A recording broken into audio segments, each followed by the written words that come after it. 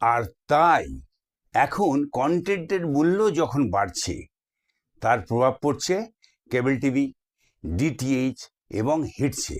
অথচ সেই প্রাইস ইনক্রিমেন্টের কোনো প্রভাব পড়ছে না ওটিটি সার্ভিসের ওপর, কারণ ওটিটি সার্ভিস ব্রডকাস্টারদের নিজেদের, আর তাই তারা নিজেদের প্রোডাক্টের রেট কেবল টিভি, ডিটিএইচ, হিটসের থেকে কম মূল্যে বিক্রি করছে, আর নিজেদের সম্প্রচার প্ল্যাটফর্মের জন্য ভিন্ন সস্তা রেট রাখছে। উদ্দেশ্য কিন্তু একটাই, ব্যবসাকে পুরোপুরি নিজেদের করায়ত্ত করো।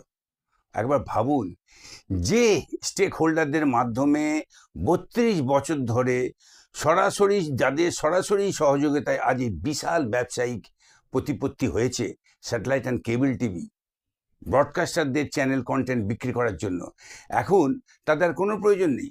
তাদের ছুঁড়ে ফেলো আর সব নিজে খাও।